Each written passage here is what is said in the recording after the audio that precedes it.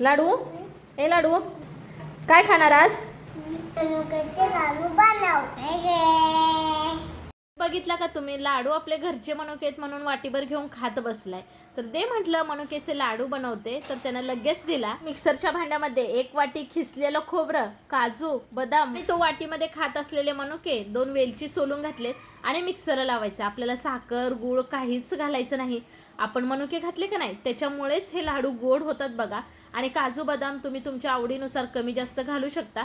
आणि बघा हे लाडू सहज वळायला येतात बघा. ना गुळाचा आणि साखरेचा पाक करायचा ना गॅस वापरायचा.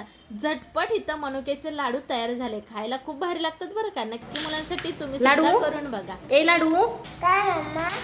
मनुकेचे लाडू. काय लाडू सारख्या असणाऱ्या लाडूला लाडू लय आवडला बरं का. छान छान म्हणून खाऊन टाकतोय.